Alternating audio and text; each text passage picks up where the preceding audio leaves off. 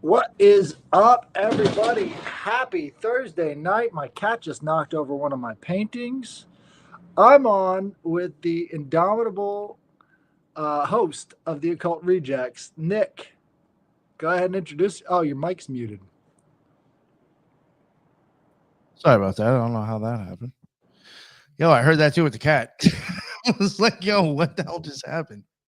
I switched out the painting again, and so I didn't hang the other one, and so obviously it's a toy, you know. Oh, yeah. If it's on the floor, it's a toy for the cat. It's a giant painting. Clearly, it's a toy. Yeah. But yeah, I took my cat mountain climbing the other day. You know, I watched a video of some dude who was doing that with his cat. He took his cat and his dog like mountain climbing together. The thing was, and he had like a leash to the cat, I guess, in case it fell. Well, see, that's the thing. Like, she's very, very sure-footed, even though she's a klutz and she's kind of like back heavy. She eats a lot, but she did great. Like, she was climbing up those cliffs and stuff. I've got this place called Castle Mound. It's not really a mound; it's a natural feature. But they call everything that sticks up in Wisconsin a mound. So it's really hard to know what's a mound and what's actually A real mountain. yeah. But Wisconsin has the most amount of animal-shaped mounds of any other state. So we have the most effigy mounds. So we've got reindeer, we've got otters, we've got all sorts of stuff that represent the animals, and they can only be seen from up above. So it would be really cool to do a LiDAR scan of Wisconsin to get all those on the record. Let's get a scan of a lot of things. Yeah. So you know what I saw today that well, I saw I think yesterday. The people who did that scan, regardless what people are thinking about that stuff with the pyramids, they said they did a scan prior to that. I think a few years ago, where they were like scanning trees or whatever with the same type of device. I think it was the same people, and they found like it was almost like an Ewok like society, like in the trees, where they actually found like an old civilization had literally built like a town within the trees, and you wouldn't even have seen it. Yeah, really? I'd have to go back and see it, but it was like this long line of like all these trees that had like this town where you could see that everything was connecting from one tree to the next, and they must have like literally been living up in the trees. Awesome. Can you imagine that? You just fucking bows and arrows start raining on you when you come in through. I know there was this story back in Maryland when I lived there that there was a bunch of circus midgets that had started their own village off of Route 9 or I-95, really close to the Beltway. Like just as you're coming off the Beltway, there was this little village off the side that had been abandoned like back in the 50s. But like we're talking about early days of the circus, and it was a circus midget village, and there's so many reports that this place is haunted. I never got to go there. I was always wondering about it. But this circus midget village sort of has that same idea. It's sort of like they just went back into nature. But a lot of people speculate maybe they weren't circus midgets, maybe they were actually like elves or leprechauns or something like that. Yo, I shit you not, when I grew up, I could even still be there. I mean, I'm not going to try to waste Googling it now, but I think it's Bohemia is technically the town. When I grew up, I didn't even know about it for the longest time until like I met somebody that actually like lived closer to the school than I did or in a different area. And they took us to, there was a town, I think, in Bohemia, and it looks like, in my opinion, I think it might have been like a trailer park, but they were like really low. And yo, I shit you not, even the mailboxes were low, my man. It was like this own little town for midgets. If you guys get a chance, drive through it, like just to be like, oh my god, like it was like kind of like fucked up to them because they're like, yeah, okay, yeah, thanks. You know, you're just like looking at us like we're still freaks, but like people will get stoned and drive through, like what the fuck, like purposely for entertainment, right? So if you guys get a chance, I want you to look up midget supremacy on YouTube. That video is fucking hilarious, right? So the whole idea of like the circus midget town, right? Only for short people, and they call all the rest of us biggers. Keep it moving, bigger. Yeah. Fucking bigger. I started using that instead of the N-word. It's a great video.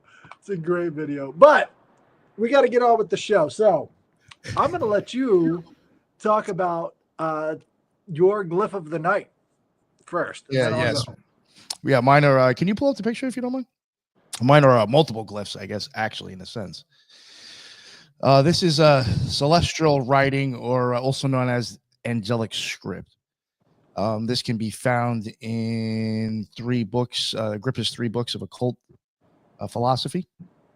And I'll just read like the first paragraph that's in there that kind of mentions it. It says, among the Hebrews, I find more fashions of characters, whereof one is most ancient, an ancient writing which Moses and the prophets used, the form of which is not rashly to be discovered to any.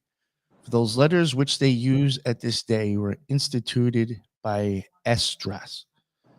There is also among them a writing which they call celestial, because they show it placed and figured amongst the stars, no otherwise than the other astrologers produce images of signs from the lineaments of stars. And yeah, just to get into it, it is also not to be confused with John Dee and Edward Kelly's Enochian alphabet, which is sometimes called the celestial alphabet. Uh, the language was first made by scholars studying angelic kingdoms, specifically Heinrich Cornelius Agrippa in the 16th century. The script was first published in his third book of occult philosophy. The script and language was invented in order to communicate with angels, and it was later claimed that these symbols were sent by God, given to angels, and then passed along to humans. No known major books have come out written in this script. Nowadays, it is still occasionally used in rituals. And one thing I did want to notice too, just to let people know, as you can see on the screen, and we'll talk about them, I guess, maybe. There are only 22 known characters, and most of which are based around Hebrew names such as Gamil, Sameth, and Aleth. It is also an abjad, meaning there are no vowels, and it is read and written from left to right in horizontal lines. So I thought that would be something different to bring up. That is fantastic. Yeah. I'll just go through this book and find some weird stuff. So, I think what's interesting about these consonant only languages, I don't know why I think this, but for some reason, consonants to me seem like stone, right? And the vowels seem like air, right? Because you're saying them with an open mouth. Yeah, it's even harder too. Like, yeah, I can see where you're coming with that. Yeah, consonants And have. right. And so like the spirit of the word is in the vowels, but the bedrock of the word is in the consonants. That could be the grounding. Right. And so, Yeah, I really hear what you're getting at actually with that. right. And so when you think about it in terms of like stones and air, you could think of like ancient um, megalithic structures being like the word made flesh because you've got the air and the energy moving around the stones. And then you've also got your teeth, which are hydroxyapatite. It's a mineral, which is stones, and you're using your teeth. Clattering. Right. Sounds Well, of stones banging each other, consonants. to make the consonants, you have to use your teeth and you have to use your whole mouth. So it's all in there. If you just sort of apply the air and stone analogy broadly, and then you see where do they put the words in the stones, right? They're chiseling them out. So for me, the written language really does have this sort of a consonanty feel, you know? Yeah, thought some of these letters are a little interesting. I mean, some of them still look like the Hebrew. I find Yeah. that that's interesting. It still looks like the Gmail symbol, kind of. Well, they're starting on AIM. Oh, and I got to say, big thank you to Tara Jackson. That's the first ever donation I've ever got. Nice. Thank you so much, Tara. Yes, midget supremacy. Get out of here, biggers. Yeah, yo. I love that. I hate to say. You got to use that, dude. So, Yeah, I mean, I'm 5'6", so I mean, there's a lot of people I can say that. hell yeah. Dude, they will never see That's it. I'm like, I It's gotta like use a it. slap across the face. They'll be like, I didn't know you could use that word. Yeah, but it's like slapping him in the face with a white glove. Right. Oh man, that takes me back. But yeah, so this language, I believe that all languages are divine because of the fact that the sounds that they make are Mhm. divine. So in a lot of ways, I see that. And people who make their own languages and make their own writing styles, I see that as a supreme effort of imagination to try and complete the circle, because as you're speaking, the universe is taking that in. This is how magic works. So when you're creating your own language, it's like you're in a private conversation with the universe. I do think, yeah, a lot of languages, the reason they're different than other ones is because they might have been specifically made for kind of like what you're getting at. Everyone has like its own magical dialect, maybe. Right. I do think that, certain sounds that are being made that other languages may not use for different reasons. So Crowley used to think English was designed literally for magical reasons. Oh yeah, no, but I don't think they were good reasons. Yeah, exactly. That's what I think he even thought too. I think it has something to do with my symbol, actually. Bring it up. Let's see what it is. So I have the alchemical symbol for antimony. Antimony. You see those right there? I like that. So what's interesting though is whenever you see the crown, whenever you see the king in these portraits and paintings, he's always holding the globus cruciger, which is a like an orb, bejeweled orb that has a little cross on top, which is the alchemy symbol for antimony. Well, the antimony symbol is represented by the gray wolf. And the gray wolf is considered to be man's primal urges.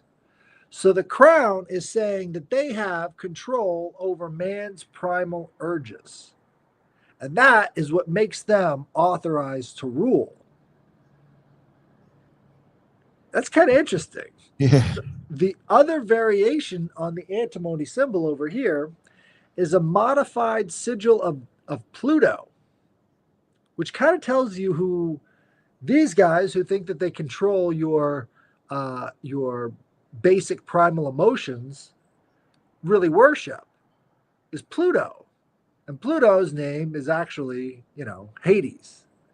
They call him Pluto, plutocracy, which means rule by the rich. They call them Pluto because Pluto means wealth. And so he's the god of the underworld. And all of the gold is found in the ground.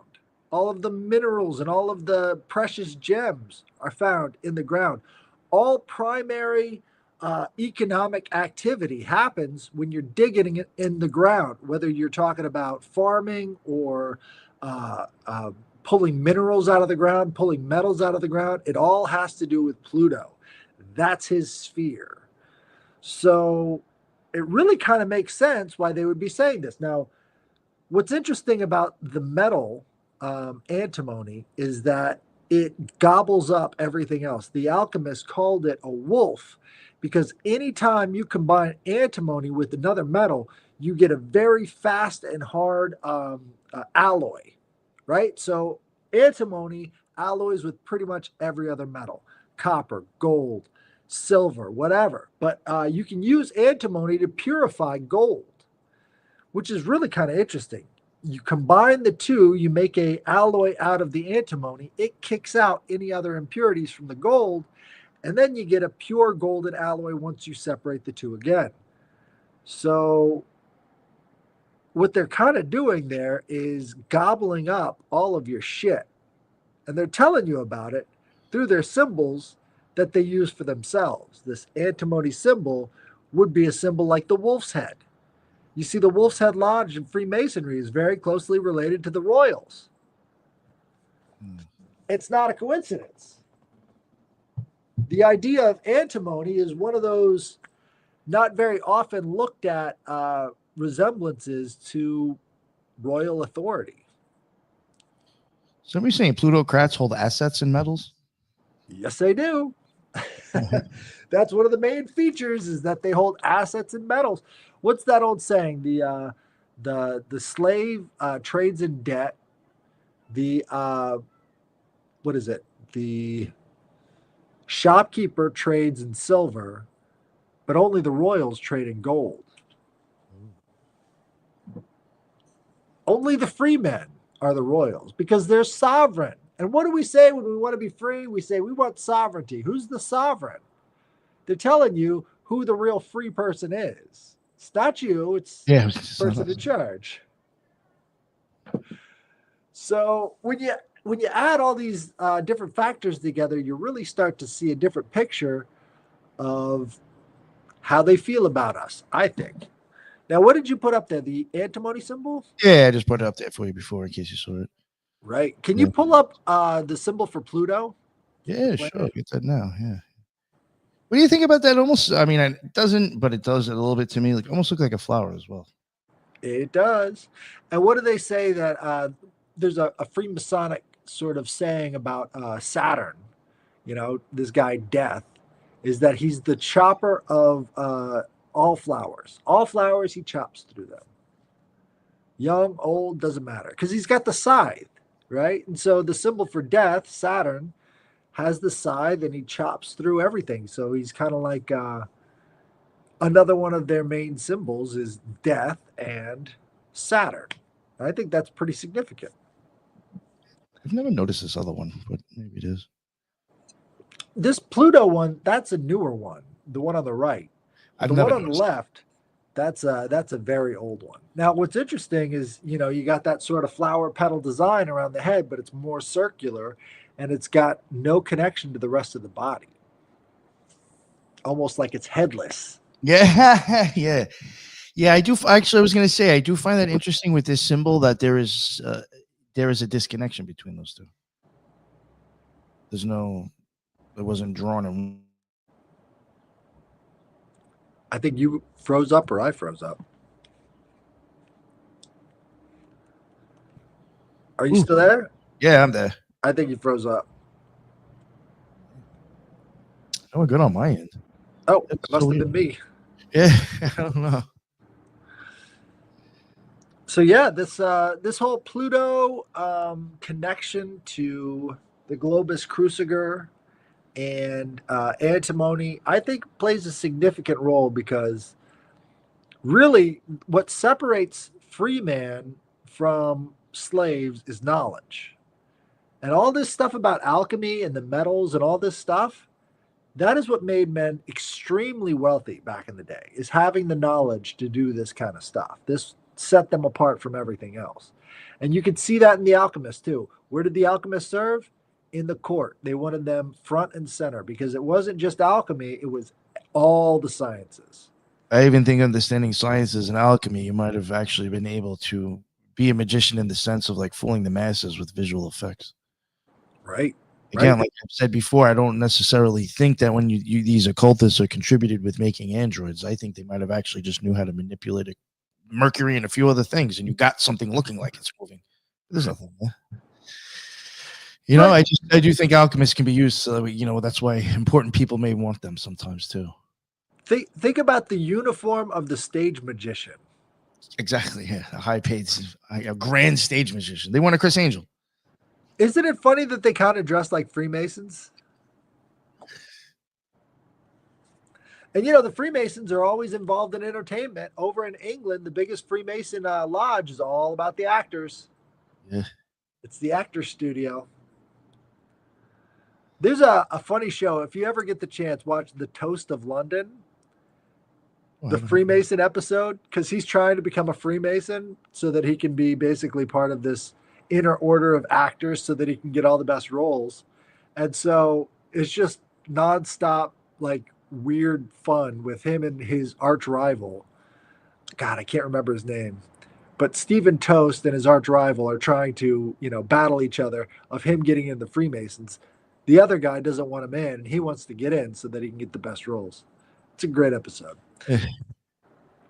All right, so my first one comes from Denise Denton. Hey, Headless Giant Man. My strangeness was in 2018 when a friend and I were coming home from work all day as dead people on Fear of the Walking Dead. We always shot way out of town, so the trip back was long and we were both hungry and tired. So I guess she was an extra or one of the stars of Walking Dead. You love that show, dude. Yeah, I did. Yeah. Before leaving set, we decided to order a pizza when we got close to home. had to be back on the set early the next morning. Eating was the only thing we were concerned with. It started when I said we were at Barton Springs. Holy shit, dude. This is Austin. Order the pizza. My friend is a vegetarian and always got mushrooms and pineapple. Have you ever been to Austin before? No, I have not. Oh, dude, if you go, you got to stop by Barton Springs. That place is amazing. Gotcha. Anyways, I was gonna forget if I didn't mention it. It's a football field wide. It's a pool that's the springs, right? And so it's really really cold. So like it's 110 degrees outside. This is like 55 degrees. It's fantastic, and you just jump in. I mean, Austin can get fucking hot, but even when it's super boiling out, Barton Springs is always cold. It's fantastic. Anyways. Barton Springs, ordered the pizza. My friend is a vegetarian and always got mushrooms and pineapple. I thought as she called, she would order mushrooms and onions tonight. This is JJ. It's got to be JJ. What's the email? The email's Denise Denton, Uh, but he's going full pizza, man. I think it's coming. All right. Well, let's see. He's yeah. I'll be totally honest with you. One time I was hanging out with him personally, and he took me on like a 10-minute around the world to like slap me in the face with like an ongoing joke. So like he is really good at it, and I did not catch it coming at all until he smacked me with it. It was like, wow, dude, you just did all that to come back to that again. So Yes. he could do it. It might possibly happen. Let's see what happens. All right. And as she placed the order, she started onions and mushrooms on half. I looked at her and I said, I knew you were going to order that. Did you say something? I'm just thinking I'm a mind reader. This is where we have no idea what happened. She said no. I just decided as I ordered to do onions tonight.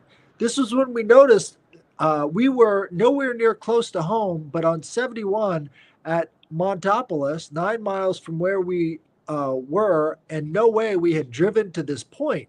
It was 9:12 when she started to order pizza, which we both saw Barton Springs exit right before she placed the order. It was 9:13 when we noticed we weren't where we just were. We got to the pizza place 15 minutes later, headed home, and went back to the gig the next morning. No clue how we ended up so far from where we started in a minute, but we did. Have another about my father passing. We'll email it soon. I don't think this was him. What was the price of the pizza? Oh God. How the hell did I forget? I knew it for a minute.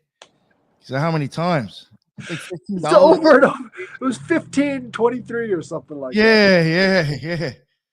Well, thank you, Denise. That sounds like alien abduction time scenarios. You know, anytime you hear about alien abductions, they talk about this missing time. Just all of a sudden, a minute later, you're 16 miles down the road, 15 miles. You know, you've got this massive lapse and you have no idea where it went. And sometimes even the clocks won't show that you've gone, that far in that amount of time. So there could be a real time freezing thing going on there.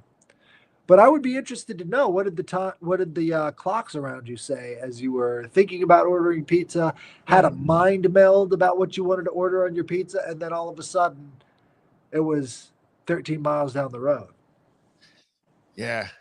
I mean, I like pizza, but I don't think I could. I don't think I could. Don't think about that too much. Well, that's the thing too. Like this mind meld seems like it was synonymous with the time skip. So it's almost like something changed in space time, which would cause them to have this sort of mind meld of unified thoughts.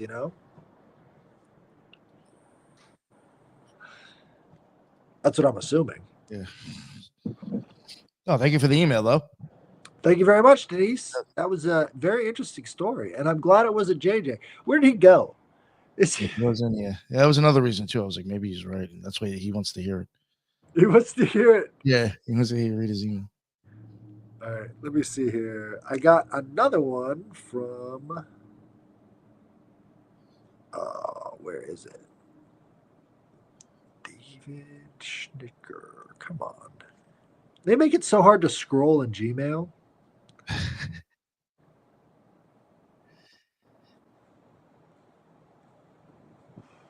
I don't see it. Oh, damn. All right. Well, my dad sent me an email, and he was talking about his Uncle Dan. And his cousin, Mary Grace, saw the spirit of Uncle Dan just as he was passing. And so that was, something that she talks about very often, is that she knows that there's an afterlife because she saw Uncle Dan, her father, uh, just as he was passing. He was a very beloved man. Everybody in the family loved Uncle Dan. I have vague memories. He died when I was very little, but Yeah. he was a great guy. Lived in St. Louis, Missouri.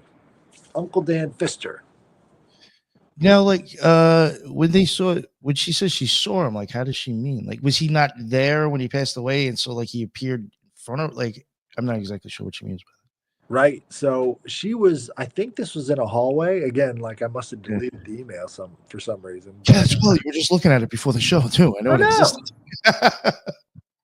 And so, yeah, so I think she saw him pass in the hallway just at the same time that he died in the hospital. So she was at home, he was in the hospital. So, yeah, big separation. But I'd have to go back to it if I could.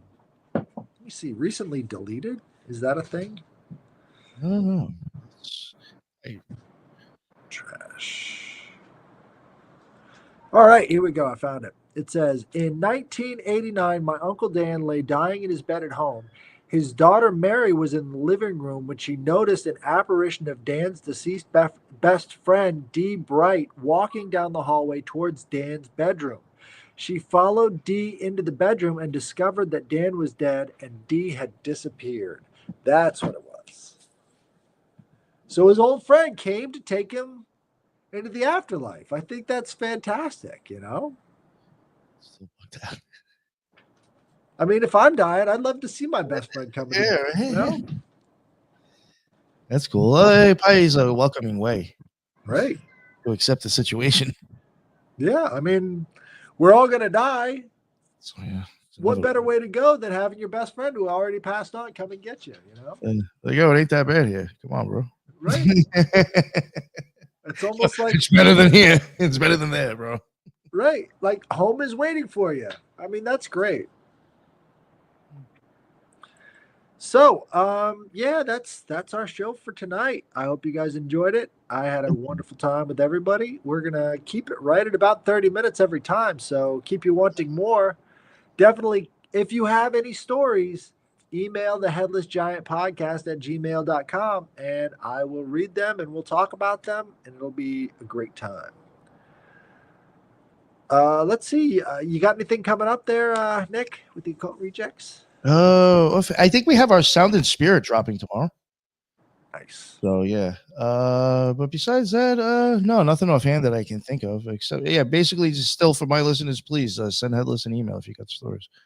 I really would like to hear some.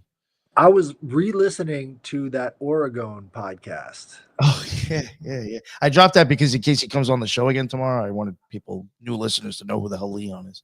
Right. Leon is fantastic. I mean, to talk this guy up, he's so knowledgeable about Oregon energy and all these different things and how it works together. He's just an encyclopedia of it. I love it. Yeah, that is something that we could plug. I'm not going to go live with it because I'm actually going to drop it the next day. But Saturday, we are recording me, Headless. We got Leon, the Oregon guy. We got Abyss 369 coming back on with his friend Ricardo, which are, he's got published works. He's got his own institute. They got a bunch of things to talk about that they're kind of talking about last time. And I think getting the three of them together should be pretty impressive. And we might even have Robbie Marks join us too. So that's going to be fireworks. So we're talking ancient history, ancient tech, modern technology, and Oregon all in the same sort of podcast, all cross-referencing each other. It's going to be mind-blowing. I think so, yeah. I really do think. That's why I was like, yo, I got to get Leon with these guys. This is going to get impressive. So, yeah, definitely keep an eye out for that. It'll drop Sunday. So, absolutely. And thank everybody for coming and hanging around and writing these comments. Tara, thank you so much for giving me my first donation. Oh, yeah. That was great. Yeah, and we will see you guys again next time. Later.